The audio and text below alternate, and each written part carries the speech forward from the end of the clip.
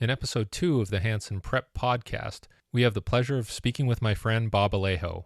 The great thing about speaking with Coach Alejo is that he has a vast amount of experience to talk about all subjects in the profession, whether it's in the pro ranks, collegiate ranks, and beyond. So I wanted to talk to Coach Alejo about the changing environment around sport and specifically strength and conditioning and the performance side, and how events of late have changed stability, security, and really the budgets behind a lot of these positions. So is this going to change the way people approach their education and their career development? So we dive into a lot of great topics around this issue, whether it's how you approach your education if you're younger and you want to get into the industry, or how you manage your career development, working from job to job, and how you want to position yourself and make sure that you're financially secure and have a future in this industry. Coach Alejo offers some great insights into these topics, and I think you'll really enjoy this one. So sit back and enjoy my conversation with Bob Alejo.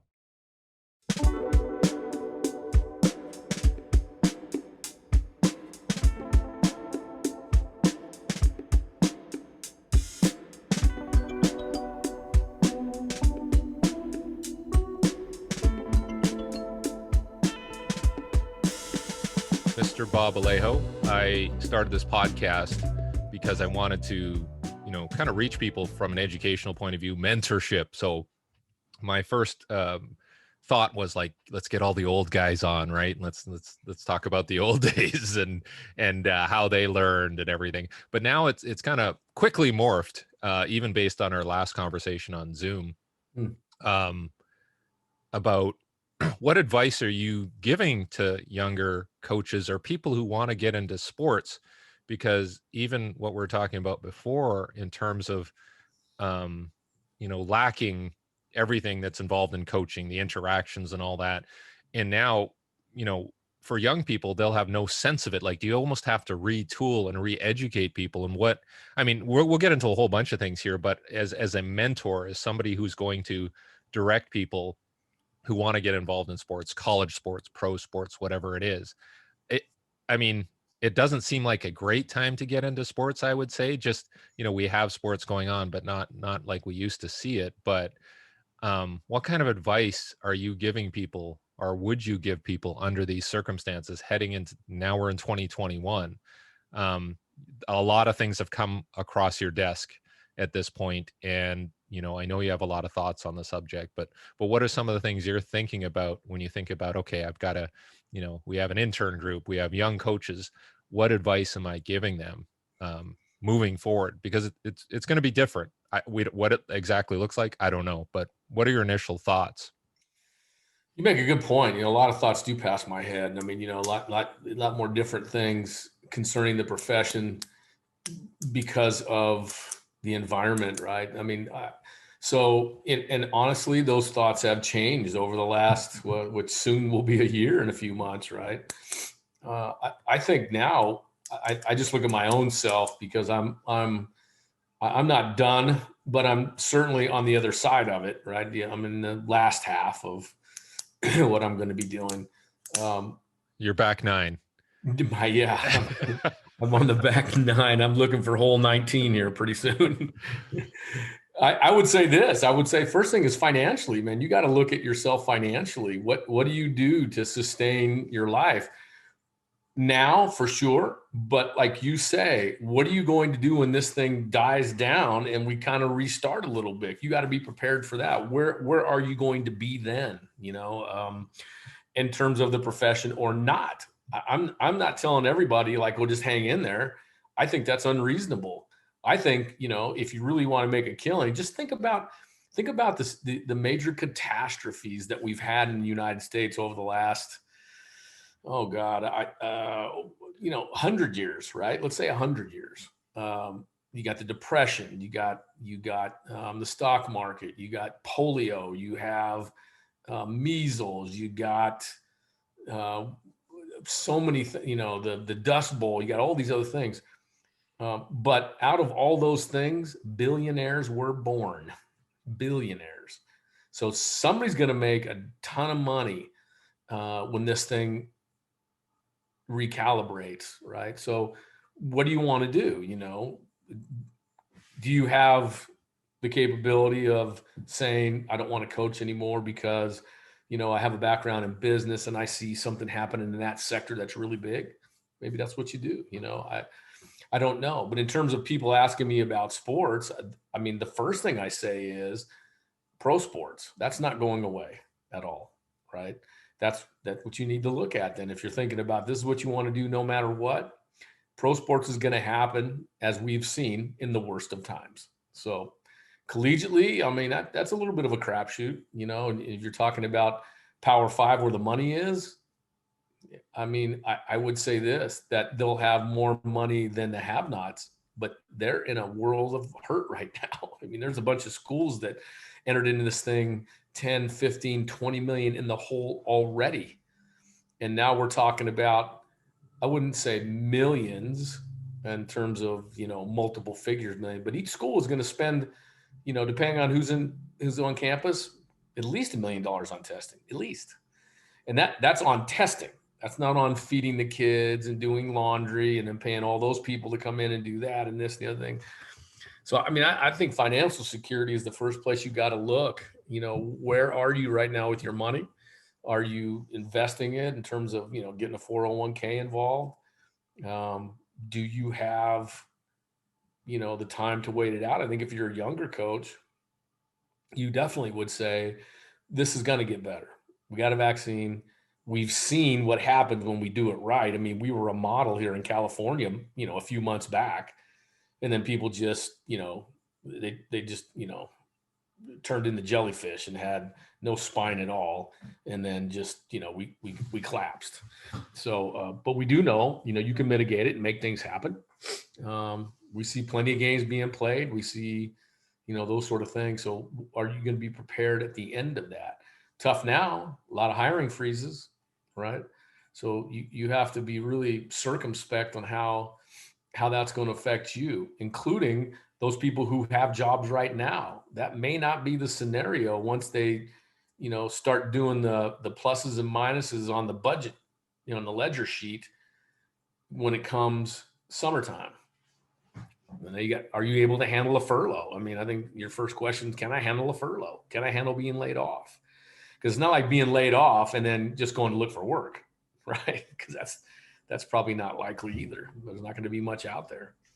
So I really lean on the economic side first, and then if you just sports is your thing, you think you can hold it out and you want to stay involved. I think you got to start connecting and being cognizant of the pro world. I mean, I think this also is going to tell people, who used to tell people like you and me who are connected and have tons of connections, like, oh, that's just, that's BS.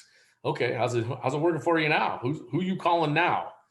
I got plenty of people I'm still talking to out there, and in fact, in some cases, have been able to help people get placed. So that was good. I mean, I'm not worried about myself so much right now, but so I mean that may change your strategy for now. But I do think you have to have a now and a future, because it's going to be, like you said, it's not going to be probably back like it is normal. But I think people will be at games. I think sports will populate. I think campuses will come back. I think masks will be fairly common, and I think people are going to be hesitant to people they don't know just in case. But I think you need to look at two big things. Is this what you really want to do? And where is your money? And I mean, we never really want to say this a lot of the time, but you really do have to follow the money in some sense, right? You can't be like, well, I'm going to go work with this sport and just for the fun of it, or just for the, the tradition or whatever it is. If that sport at a college level or even at a pro level isn't generating revenue, that's a bad sign, right? Really bad sign now. Well, I mean, again, you also, so that gets divided too, right? Or do you want to go to a football school, or do you want to go to a school that doesn't have football? I think if you go to a school that doesn't have football, even a mid-major or below Division I school where, they don't really depend even on the basketball team, then those are two different scenarios. Because if your football team's not playing, there's many schools where that bill is paid, 90% of that athletic department bill comes from football. So are they playing football? Do they put money into football? Are they good already? Are they somebody that's making money anyway? Yeah, you have to be, this may be a huge wake up call. I mean, I wrote an article on this about 5 years ago, I can't remember the title of it now, but it was essentially make your weight room your business, right? It's a business.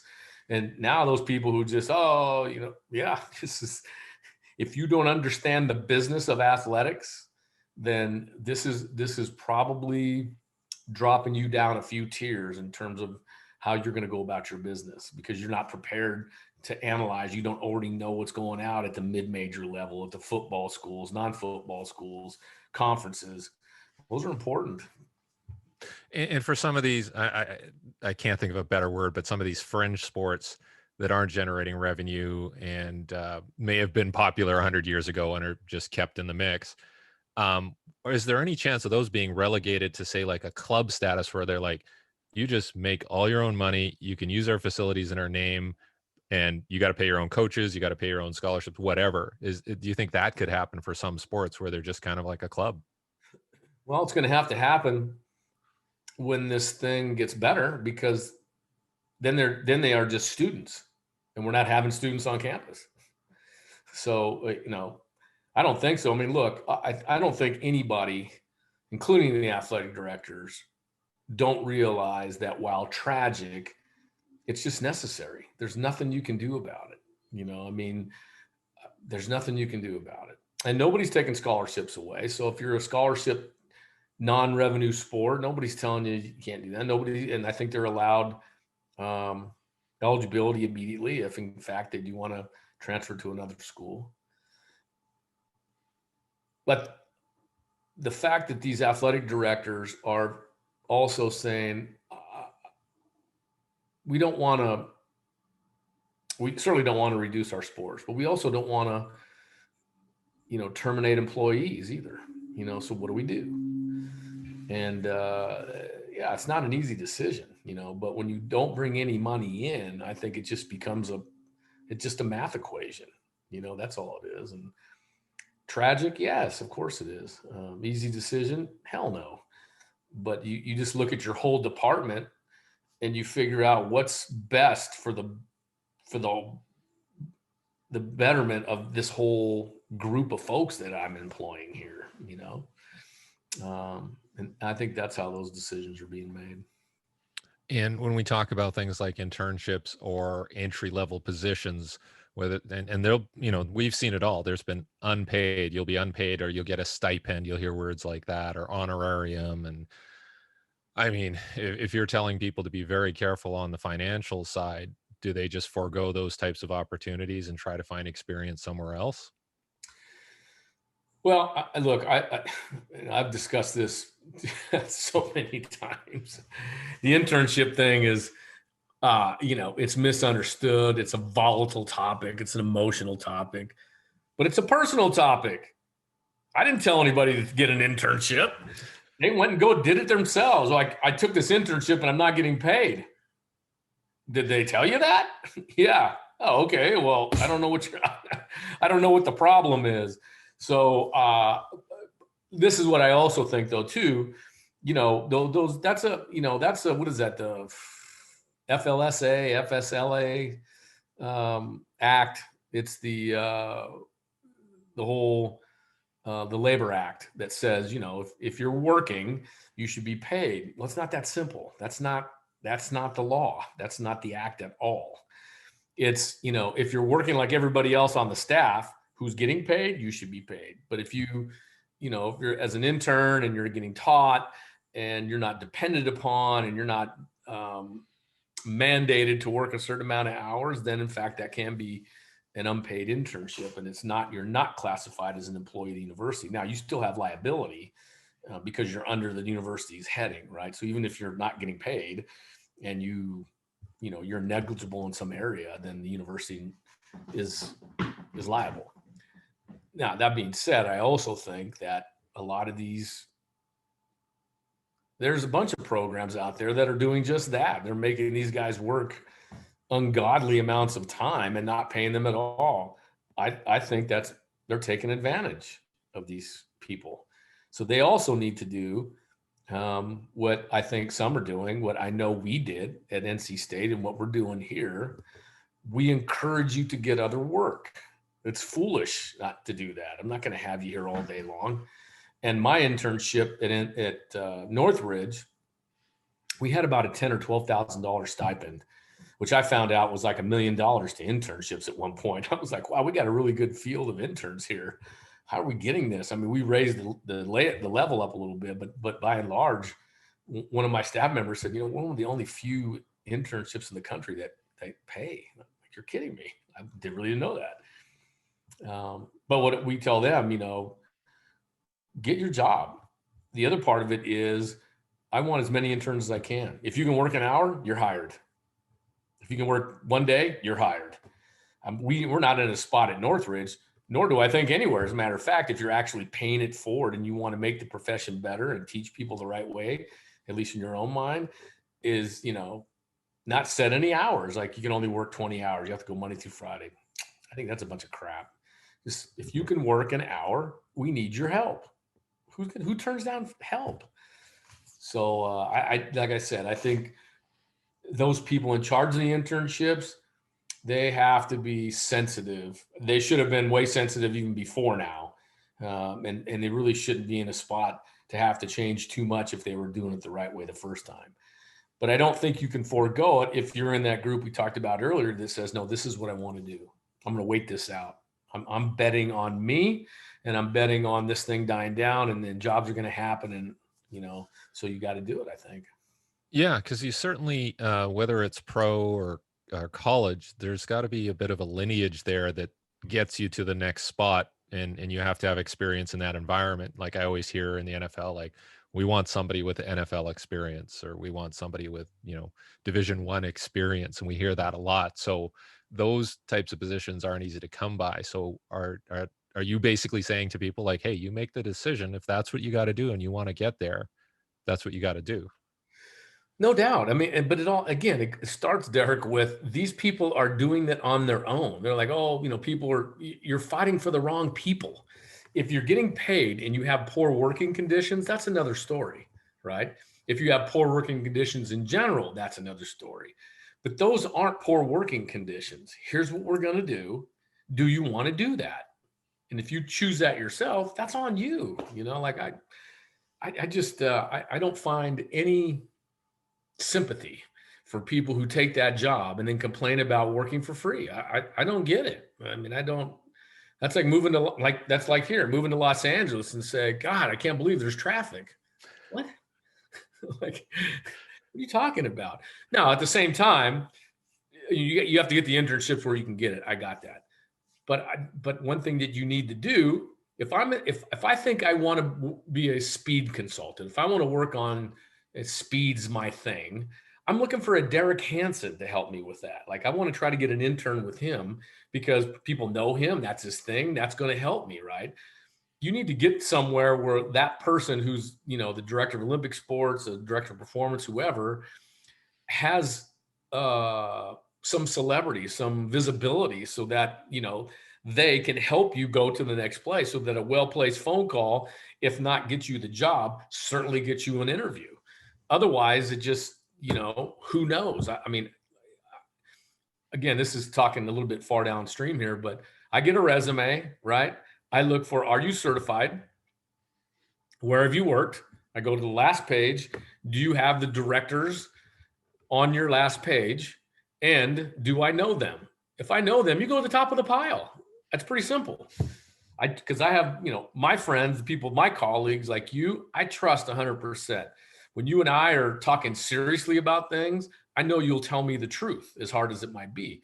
So, that's why I would think somebody, and I think in the past have come to where I've been, because they know I've got some sort of connection to move them on, as well as being able to have a group around us, including me, that can teach you how to do things, I feel, the right way. So, I mean, just to go jump on any internship is a sure mistake.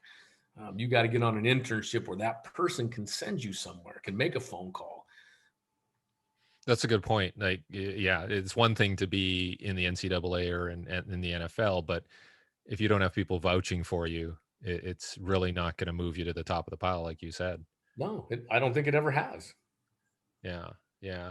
Okay. So I know a lot of people have been talking about, private sector versus like working for a university or a team and all that.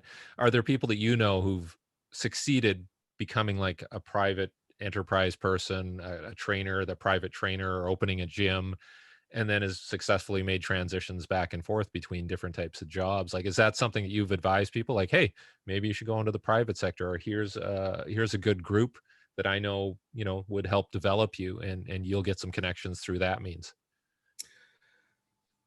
When I sense that that's kind of their place, like I want to do my own thing. I want to have autonomy and, I mean, look, everybody has a boss, but you have less of them when you're in the private sector and when you're in charge.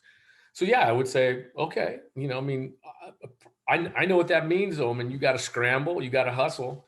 That's not me. I mean, that's not me. Certainly now, I can't pack up, a nice salary and all that and say I'm going to do it on my own. Now I got people that depend on me. I mean, I kind of went out on my own there for a while, but I was single there for a while too. So I mean, there, no pain, no gain was happening there. If it was going to happen, but I think there's money to be made there, but that's also that's also a special mentality too. It's not the same. So when I went with Jason Giambi to the New York Yankees in 2002, I asked a bunch of people what they thought about me doing that. It wasn't about money.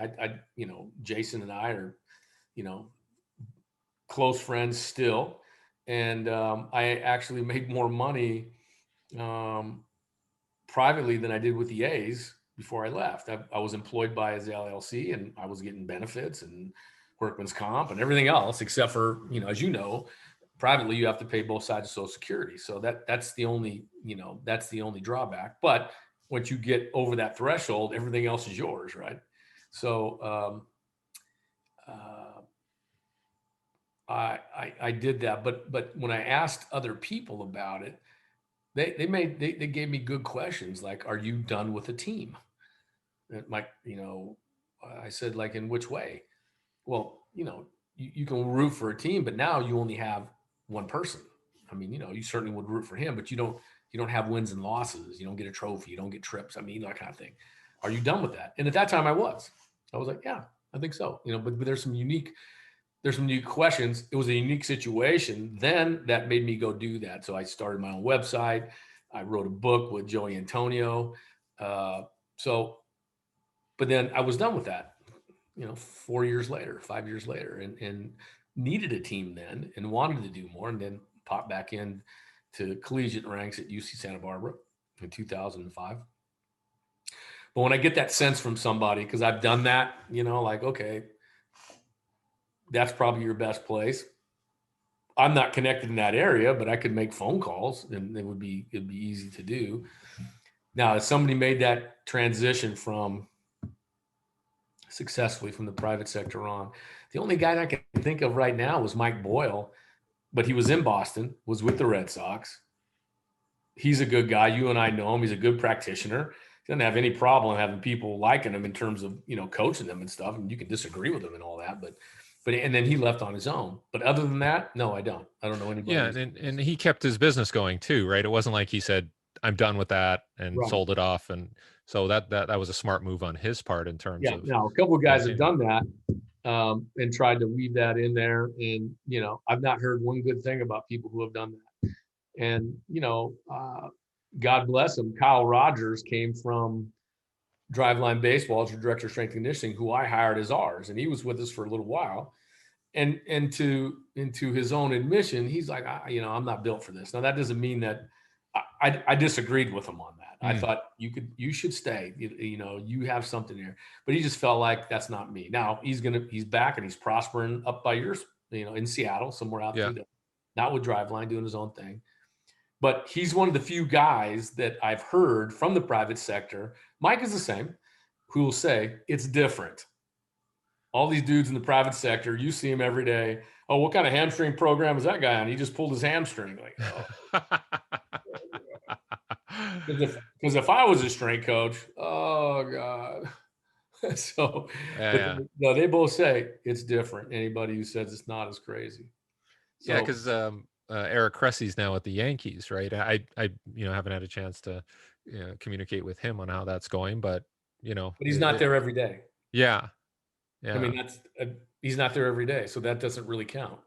So, yeah. you, So baseball is one of those things that I can actually speak to. So, you know, it's different when you're there every day. I don't give a crap what you say. It's different when you have to be there every day. In the bus, in the room, in the hotel, on the yeah, road, off the road, after games, pre-games, middle of games, in the weight room after a great day at the ballpark, in the weight room after a horrible day at the ballpark. You can't coach if you can't be there for all that. So, I mean, I find anybody doing that can't possibly tell me, oh, yeah, we have a great program. I would just absolutely disagree. yeah. No, that's certainly right, and I do agree with you that there are different types of personalities or mindsets around each of these positions. It's not as easy to transition back and forth and go like, oh, okay, yeah, I'm going to take orders from this athletic director now, and or Right. this general manager, and Right. so maybe they don't last too long. Maybe they thought the grass was greener, and then they're like, no, no. So Well, I it's mean, I look, my hat's off to them. If they think they could do it and give it a try, I would listen. I don't hold it against them that they accept a nice salary from somebody. Like, they don't have to turn it down to say, "Oh, I'm not ready for that." They should, but I mean, in all fairness, though, I've seen a lot of instances where people have come out and they're no longer there. Yeah, it was interesting. I mean, it's not a private sector thing, but I saw, that Dave Tenney was doing really well with the Sounders, moving into the NBA. I didn't, get the whole story on how that went, but now he's back into soccer, Yeah. professional soccer again at Austin. So, maybe it is to kind of see what's on the other side, or how that's done, and maybe you just kind of go, well, I liked what I was doing before, you know. Right, right. And think about that. There's a guy who was a strength and conditioning coach and performance director at the Sounders, then did the same thing in basketball, and then went back to soccer. And I think he'll tell you, soccer's my wheelhouse. Yeah. The NBA is a different thing. And so here's a guy who said, no, I'm better at this, I think, and and he's really good. So you can imagine, like, oh, I can just hop around sport to sport. I'm really good. Like, yeah, everyone, I don't know about that. How about I find myself sometimes saying like, "Hey, you really like sport? Why don't you become a teacher? Why don't you become a high school teacher and coach?" Have you ever gave that advice to people, or have people Yes. that yeah Oh yeah, yeah. I mean, before this, for sure. But here's the problem, and you know this to be true too. Everybody looks at Alabama, Florida State, Clemson. I'm going to go there. Like, okay. I mean, I'm not gonna dim your enthusiasm for that, but that takes a lot of steps. I just want you to know that they're just not gonna, and you don't know those people, so that's you got to get over that hurdle first of all. Um, but if it's money you're talking about because you're upset at your salary, there's a ton of high school jobs that are paying. I wouldn't say a ton. That's probably hyperbole, but a lot of high school jobs that are paying strength coaches six figures or high fives, at good schools that, and you get to really affect these kids' lives. I mean, you'd like to think that you're doing that to collegiate kids. I'm not sure that's as true today as it was maybe years ago, but you really have much more clay to mold at that age. And so if that's really you want to affect the lives of kids and say you want to help them grow up to be contributing adults and part of society, that's the place you should be. I don't, I mean, you're small, uh, commingling with the college kids in the weight room, and then your 15-minute warm up every day. I'm not sure you're changing anybody's life. Like I like to think so, but to be able to meet parents and girlfriends and boyfriends and whoever, and you're a part of these lives. And it was for me at UCLA back then. I think it's a little different time because they weren't as distracted from cell phones and iPads and all this other stuff. I mean, you had great conversations and parents walking up to you and shaking your hand. Thanks for helping my son, my daughter. It became part of that. Still today, still talking to those kids from the early 1980s, through a text message or Facebook. It's a little different now, but boy, if you really want to affect the life of somebody, high school is the place to be, I think.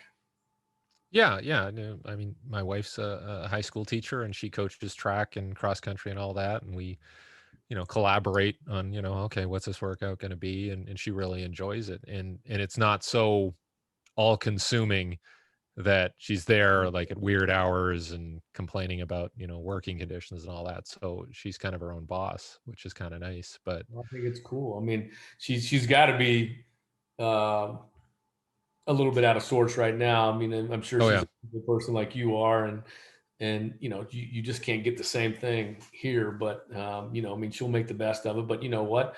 Probably those relationships she's built already enables this to be a better situation for her than probably most people. But we're finding at the collegiate level, at least, I'm hearing it throughout the country that, I mean, there's professors on campus who are horrible online. They haven't really adopted tech yet, and they're not doing a good job teaching because they've never made it part of their deal, especially probably older people my age. I say older, my age, 60s and up, who haven't really dove into the technology. And so they just don't know how to interact, and piling on the homework, and they don't get, what's happening there. And, I was talking to my best friend who was a fifth grade teacher for 30 something odd years before he retired. He said that, even some of the elementary school level curriculums, they're not adapting to this. Like the teachers can't adapt. In other words, yep. you and I get on a thing, you don't understand. I don't really have office hours. Like I can't get to you. I can't spend that time with you, and because often, there's so many other reasons for that too, because that teacher has two kids at home and they're online. And when they get offline, then they got a parent, and then they got the whole, I mean, so, there's lots of things there that she probably already fostered that makes it much easier to be online, and these kids are still connecting with her.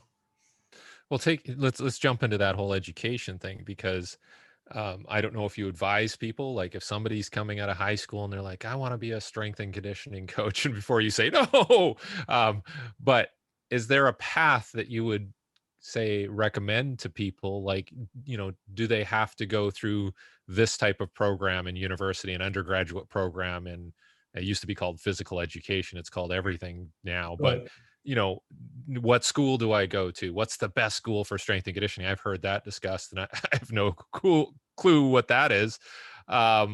And then, internships and all these other things. And then what books? I mean, you must get this, Coach Alejo, what book should I read? Um, and so for somebody who's younger and wants to get into this field, what are some of the initial steps that you sort of recommend to them? well, fortunately, high school kids don't have that on their radar. I've not heard from any high school kids, and that could be a good or bad thing. I do get that from college kids sometimes. I want to be in that arena. PT, athletic training, strength and conditioning. There's lots of schools now that have a strength and conditioning emphasis. Brian Mann has that down in Miami. He's doing that, and there's that's just off the top of my head. I can think of that, but there was no back when I was in college and in the late 70s, it was physiology of exercise and physical education. That was it. There was no sports science, there was no sports athletic training, sports therapy, none of that existed, right? So you just did it. Now they've got some tracks there, um, and I think it'll set you up, so that I think you have to have, and now there's actually a way to study that, right? There's biomechanics that you can study now that really are coming out with great information, which, back then there really wasn't much going on in the early 70s and 80s. Now we got great technology that gives us better insights into human movement. So that's good. And, you have to have good background of physiology. So now you can take those courses and, realize where you want to go. It's a little bit like, when you say, I want to be a doctor. So you take these courses in college for biomechanics and physiology, exercise, and anatomy, and you can take any of the performance unit spots, right? Athletic training, sports nutrition, PT, all those things. That will help you choose later on down, and then you branch off into your specialty, much like a doctor would say, I want to be an orthopedic surgeon, or I want to be a dentist, or I want, whatever. So that's all I tell them. Just, that's what you got to study. I mean, I was a biology major in college. And so by the time it got late and I wanted to get going, I declared physical education. I went to a liberal arts school, California State University, Chico, in our system, and ended up declaring physical education as another major, and graduated with that degree, just short of a biology degree by, I don't know, 9, 10 units, something like maybe 12, a couple classes. And I mean, that was helpful. I mean, I don't knowingly, but do use it every day in my job, right? I mean, it just happens like you, it just happens. You know what it is right away. But without it, I couldn't do this thing the right way. So I don't, I mean, you can read all the books you want.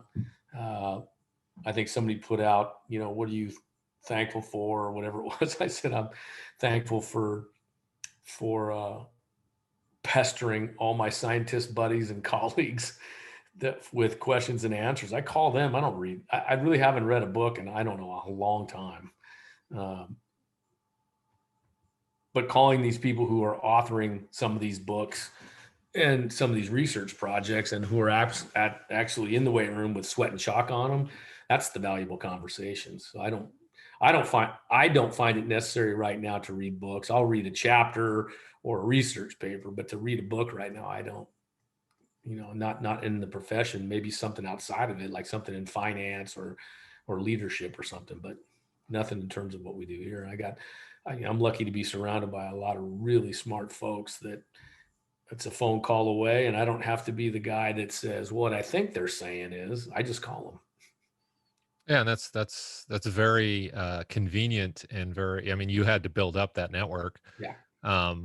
And what kind of advice can you give there in terms of building that network? And it's a little different. Like, I know, I mean, even a few years ago, I was at a conference, I saw you, we talked and all that, and obviously that's not going on now. But how do you build those types of relationships where you can just pick up the phone and say, hey, I got this problem, can you help me with it? I think you do just that. I mean, a Yeah. lot of these conversations, I think people have to realize that when people write stuff like you and me, we write them because we want you to read it. We think we have something to offer. And this is a topic that's important to us. So when you ask me a question on it, I answer immediately, right? I mean, I think you answer all your calls and emails. So do I. And I think, not doing that's a mistake. I mean, back in the day, you may have got a phone number, but at the bottom of every single research paper is an email. Send the email to them. Hey, and I can't think of one right now that, I mean, like a big one that I can really remember where I've emailed somebody about it, and they got back to me like immediately. I mean, some of what you and I would consider rock star researchers, right? Like Peter Weyand, I remember getting back to him a few years ago. I mean, responded immediately. What you need to do is realize that these people want to talk about their stuff. That's why they write. That's why I write. I mean, I want to talk about it. I want you to listen to me because I think I have something to offer you. Right. So, they write these things, the emails at the bottom, you got author information. It's so readily available that it oftentimes, really kind of, it irritates me when we're having some discussion about research and somebody says, well, I think what they're saying is, and I say, you don't have to think, call them, they'll tell you, and so I just, at some point, and again, I think it's because I'm older now, but at some point years ago, I just started saying, like, they're just people. We'll go up to them. Hi, this is who I am. This is what I do. Let's talk about it. And, the guy's an asshole or the woman's an asshole, then we say, forget it. We're not talking anymore. I haven't found that out to be the case. They want to talk about their stuff, personalities aside, mine and theirs. They want to say, this is what we were trying to look at, and this is how we were going, and so on and so forth. And I think that's invaluable. I mean, absolutely invaluable. Just you gotta jump in there. And I mean, I know we would normally say when you're at a place, a conference, they got name tags on, just go up there and say, hey, Bob, or Coach Alejo, whatever. Listen to your talk, read your article. We don't forget what we write. We don't forget our talks. We know all of them. So yeah, what do you want to chat about? And then, the virtue for me on that is now I add you into my group. I've got plenty of people that are, when people talk about mentorship, I find it funny that oftentimes it's usually somebody older than them, like my mentors were, and I do have mentors like that, right? Bob Ward and Al Vermeil are two of them. Yep. But I would also say our friend Nate Brookerson is a mentor for me. Jay Agabau, who just took the job at Santa Clara, is a mentor for me. Matt Teenan, who you've seen online, is a tremendous athletic trainer, CSCS, and PhD in statistics. He's a mentor for me. So I mean, I've got lots of folks that I've added on and called a bunch of times to help me out. So it goes both ways. I agree. I think, you just got to tap into everybody's knowledge, Everybody. Yeah. One final area I want to get into, because I had this discussion with your arch nemesis Rob Panarello, and we were talking about like what's the difference between like say a certifying body for strength and conditioning versus say like the athletic trainers have a certifying body and the physical therapists have a national certifying body, but it's a little more dispersed. I know there's people with NSCA certifications or college strength and conditioning certifications. Do you think that should be stronger? And one of the things I thought was that because there's formal schooling for those occupations, that it kind of lends itself to having that one certifying body that you guys all fall under. Whereas, in strength and conditioning, it's a little more dispersed. What are your thoughts on making that stronger? Is it necessary? Is it running okay? Should we have one God that we bow to as strength and conditioning professionals? Or, what are we missing? What you mentioned about physical therapy and athletic training, those are governing bodies. We don't have a governing body. We have the National Strength and Conditioning Association and the CSCCA, but they will tell you, and clearly they're not in charge of salaries and working conditions and all that. They're places for information and standards and policies. Not even really policies, just procedural stuff and all that. So that's one of the reasons why an athletic training is a really great example of when you have one body and everybody's in. And they talk about, well, the athletic trainer's doing that. Well, yeah, look at their system. They have one system. They have a governing body and they're all on board. Strength and conditioning has never had a governing body. And because it's been going on for so long without really much administrative direction. I mean, like I said, I started in 1980 and there was guys that started, 15 years before me. So now you're talking about gathering all those cats into a place. That's going to be hard to do, right? I mean, that's going to be hard to do. So this also begs the question of certification and licensure, right? I think you saw that thread that I jumped on the other day about that. That's misunderstood. I mean,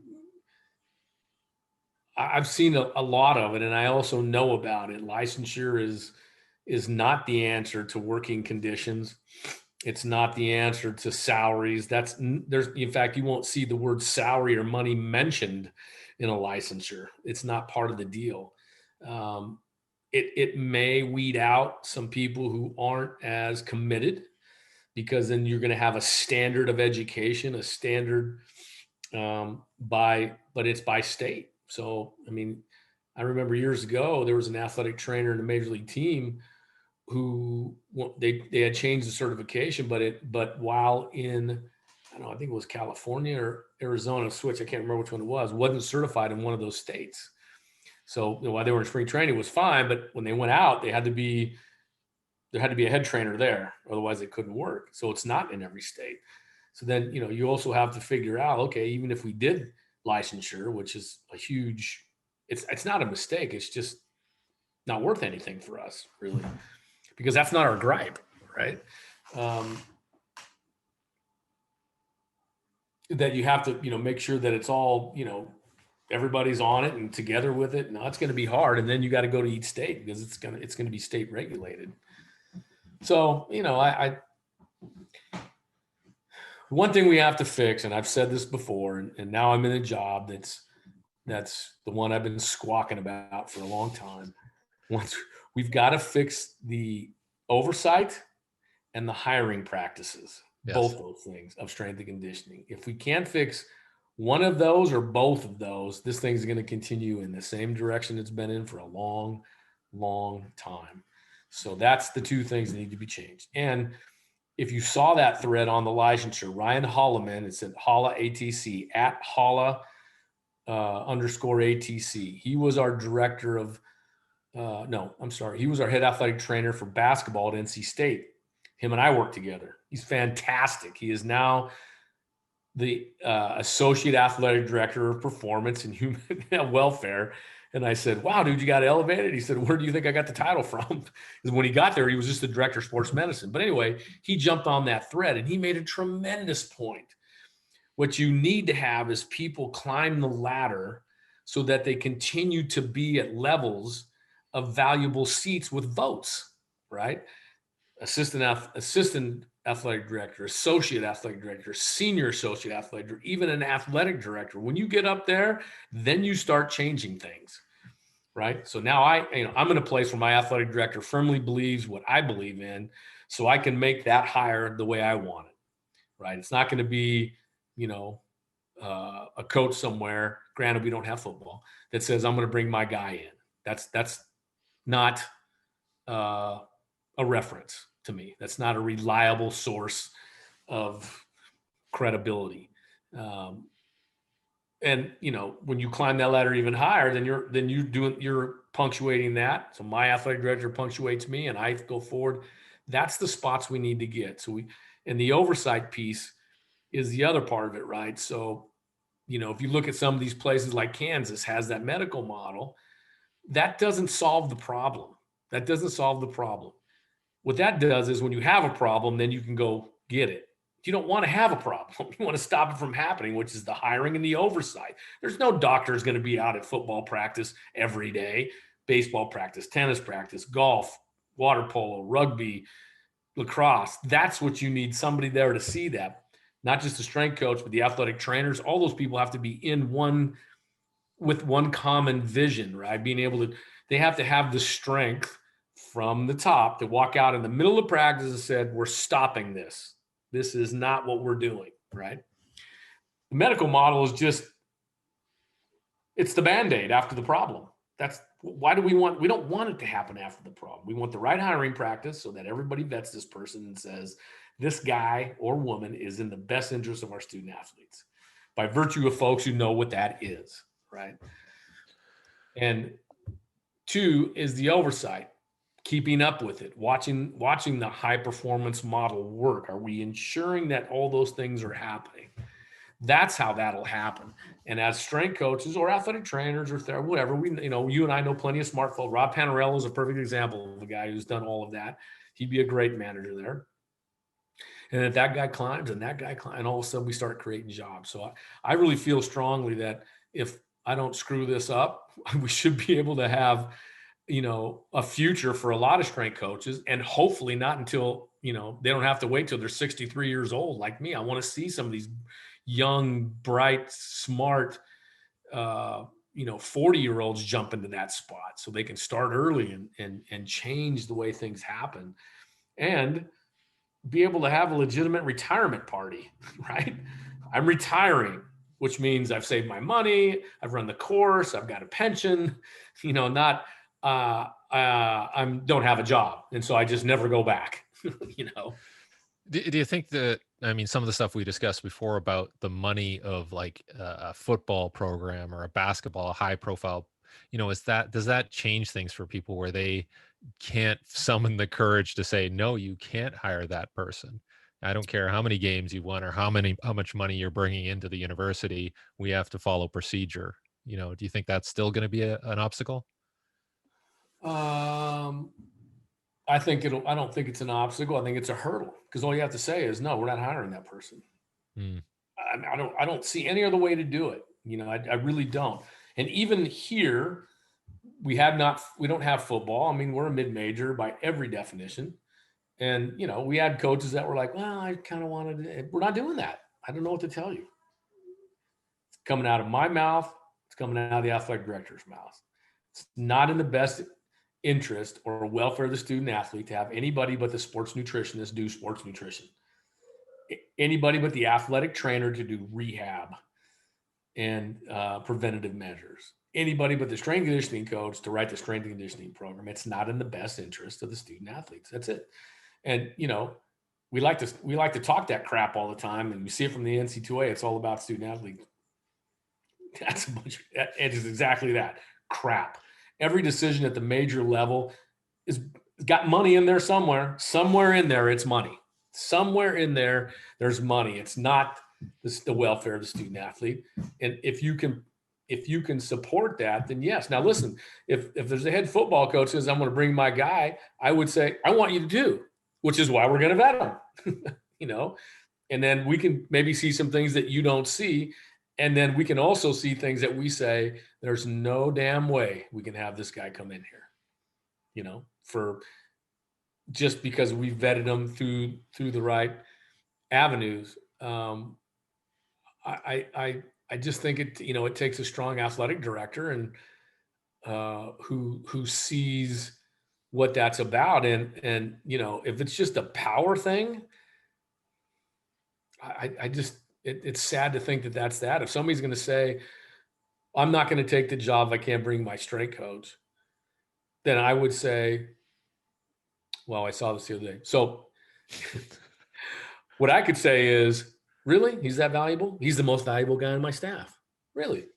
Well, I see your offensive coordinator is getting $1.3 million. You're going to pay him $250,000.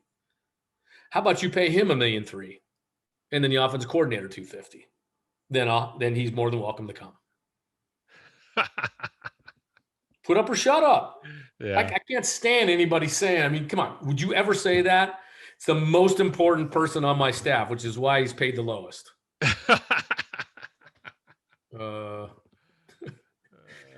Like, if that's what you think, coach, you're the big coach and I'm paying you all the big bucks, what do you think about this guy? Because now what they've done, here's what they've done.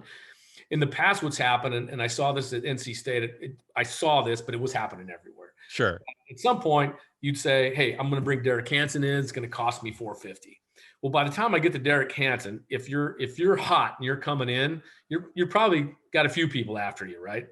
So, hey, I just got offered this at $475, and these guys are at $520. So now I got to come back after I've already got the black line ledgered. Now I got to erase that and change it to $525. Well, now what's happened is at some of these places, they're just giving you a ball of money, saying this is it. You divide it up. Give whatever you want to anybody as long as the total amount doesn't exceed this. Which finally, after 100 years of poor business, they've kind of got into the finance area. Well, I say, okay, I don't have any problem if you think that's important, right? If you think that's important, yeah, why don't you do that then? If he's your most important guy, then here's what I want him to get paid. And I would be able to, at some point, if I'm not the athletic director, I can influence the athletic director from my area and say, this is what he's saying. I'm good with it if he pays him that much. Because then I could feel good. If he says he's the most important, then I can say he's the most important, and we're going to pay him like he's the most important.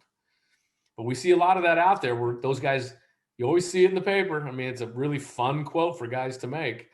But then you look at their salary and you go, that's an embarrassing statement. That's a great one. I got to remember that line, and hopefully other people will use it. Yeah, it's not comfortable, but it all starts with one person, and then it moves from there. I really do think that, people say, well, quietly in dark corners of restaurants and bars, like, I'm just afraid to say anything. I might lose my job and all that. But that's the problem. That's the problem. The fact that somebody says that and there's a little bit of legitimacy to it. I mean, that's a big problem. Yeah. Well, and there's all sorts of things that connected to that. Like even this idea, like you'll see that, with football, pro football teams, like if the head coach gets fired, then all the football coaches get fired. And the strength coaches lumped in with the football coaches, right? Not the medical staff, right? That's all separate. And then I see these arguments over like the strength coach is the get back coach, and he either is holding on to the coach or getting, and people are saying that's ridiculous. They shouldn't be doing that. And other people are like, well, yes, that's part of the team. And you get into all these bizarre arguments. And you're talking about this latest, I've gotten on there a couple of times to say something, and I was like, yeah. but I'll say this publicly. Servant leadership is important, but holding a guy back, a head coach, an adult who definitely understands the rules, holding him back is anything but servant leadership. There's a lot of things and a lot of reasons to do that. Servant leadership is absolutely 100% definitively not one of them. Right? So that, that's a strong term, because remember, servant leadership is top down stuff, right? As the boss, you want to help your employees. And they say it's all about the kids. No, it's all about you, because you have a boss ahead of you that should be telling you, is that the job that I want that guy to do? There's nothing else he can do. Nobody else can do that. And by the way, I'll say this too publicly. When I interviewed for the A's, there was about 5 candidates, right? The sports psychologist at the time, who was one of the top guys in the business, period, was with the Oakland A's, Harvey Dorfman. Look him up, Dorfam, Harvey Man, Harvey Dorfman, who's since passed, was one of the front runners of sports psychology and all that. They asked the question, would you pick up towels if that was your job? If that was your job responsibility, I'm trying to think if it was your job responsibility, would you pick up towels? I know what my answer was. My answer was, well, I'm not really above doing anything to help out. If everybody else is cleaning up towels, yeah, that's fine. But I don't feel that it's my job, to pick up a towel. I have a job, and it's not related to that. Now, if I'm walking by and things are a mess, I'll pick up. That makes sense, right? You just pick it up. I'm not going to do that. I get the job. We're in spring training. I'm in the outfield. Harvey Dorfman comes up to me and says, hey, man, welcome to the ball club. Excited to have you here, and all that. I said, hey, thanks. It was really good. I said, man, that was an interesting interview. We had like 12 people in the room. And then the next day for the second interview, there was 12, but not the same people. So it was it was very cool.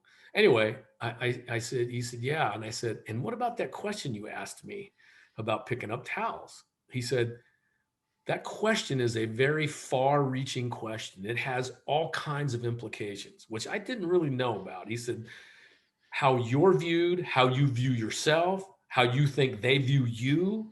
And, it's not just the players, it's the coaches, the administration, people who come by. There is a valid and reasonable expectation of what you need to do and what your perception should look like in an authoritarian position. And you were the only one that said you wouldn't pick up towels. Wow. So I said, okay. He said, but the point was, those answers were everything from I'll do whatever it takes. And he said, and frankly, that's not a good answer. So that's my response to, if they tell me to hold them back and all that, like, I don't know what your reasons are, but it's not servant leadership.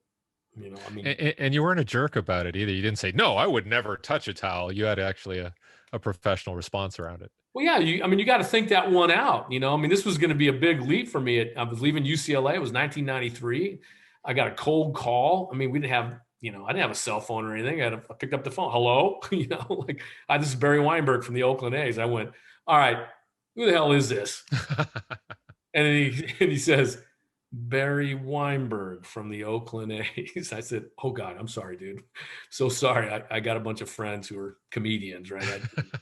Anyway, and we had that conversation. So, I mean, you got the GM, the president, coaches and staff members are all sitting in there listening. So I'm like, okay, well, let me think about that. What if would you do that if that was your job? It wasn't would you do that? Because the answer would have been, well, yeah, I'm not going to Yeah. spend a ton of time on it. But and as it was, I can see Brandon Reyes was the guy who answered that thing. He's an assistant coach at West Point, said it's servant leadership. I can see what he's coming from. Like, yeah, I want to do whatever I can. And yeah, I've gone through the clubhouse and picked up. It's just what you do, and as you're older, you probably do more of it. And at least people, at some point would think, okay, this guy's in. But if when you put a tag like servant leadership on it, you got to really know the definition of it, because it's anything but that. And but there's a lot of things that have come downhill to the strength coach. I don't know why. I mean, when people say, well, they really don't have a job to do. Well, listen, if you're the backbone and inspiration of your team, which many of these strength coaches are, and I'd like to think that at times I was, how about running up and down the sidelines, getting your guys ready? Come on now. Don't worry about that drop pass. Let's go. 3 minutes left. And I spent a lot of time doing that. And Terry Donahue, our head football coach at the time, allowed me to do that. I never grabbed onto anything that he had or held a cord or anything. He would always say to me, in fact, he would tell me, go down the student session and get them fired up. I said, okay. So go ran down the sideline, get down by the 10 or 15 yard line. Let's go. Like on the bottom of the Rose Bowl. Are you kidding me? But to think that you have to tell a grown man the rules and that he doesn't know he's out there, he knows exactly where he's at. And by the way, the referees aren't throwing flags. They're not staring at you to cross the line and throwing a flag at you. We know that. They don't do it in the NBA. They don't do it in baseball. They don't do it anywhere. So, I think that job should be everybody. Get back, because as the coaches are more than happy to tell you, it's not just you that are getting penalized, Derek. You penalize all of us. Yeah, no, I really like that. I like that response and that the story about the job interview, and that's why I had you on. I like those stories. Well, I got some. So yeah, so if people want to reach out to you, what is the best way? I know I don't want to flood your inbox, your email inbox, but is it okay to reach out on social media and touch base with you? Yeah, come and get me. I think it's at Coach Alejo, and I answer them all. I answer them all. Listen, I end up I may be naive to think this, but I remember I sent a letter to Lou Holtz when he had a job opening, and he sent me one back. Said Lou on it, and I'm thinking if Lou Holtz had time to do that in 1980s, then I can do it. That's awesome. And I look at Al Vermeil and Bob Ward and these guys. I mean, who if somebody's asking for my help, if you're actually trying to talk about servicing the profession, I think right now pay it forward has got to be the biggest thing. And people ask me, whatever I can ever do anything for you, Coach. Yeah, you can pay it forward. That's what you do. So please get in contact with me and let's chat. Just be prepared for the truth. Yes, definitely. That's why we have you on. You say it like you mean it. And and the one thing is, I know you're very accessible, so I appreciate that from you as well. I am, absolutely. You too on Sunday. Hey, man. Well, I didn't want to get going next week and see what was going on, but it was fresh in my mind as we got going, and I thought, yeah, let's just do this now. I like chatting with you because these chats aren't any different from the ones that we have normally. Yeah, but we get a chance to bring it out, and I got to say publicly, I can't believe that we haven't had 500 people on these Zoom podcasts that you've had, because they're intellectual, they're energizing, they're thoughtful. And I think just that small microcosm that you're able to create, that little community, is a really important part. It's a fractal that adds a butterfly effect, no doubt, to what all the performance. Well, it is like again, I mean, I created this before COVID, and the whole idea was like, people don't have the luxury of having a Bob Alejo to talk to, or turn around and just ask you a question, or go, maybe they don't have the finances to go to a conference or the time. So that was the whole point. And I think it is like a mini mentorship, to hear from people like yourself. So we'll keep doing it. If it's like the 4 or 5 of us, I don't care. I still like doing it. If we have 500, great, but we'll keep doing it. Cool. So thanks for your time, Bob. I'll be in touch. We'll do another one soon. And just, let me know how it goes over the next few weeks here. I'm kind of curious where things head. Yeah, we'll chat. Well, listen, Derek, have a great Sunday afternoon. Thank you, Coach. See ya. Take care.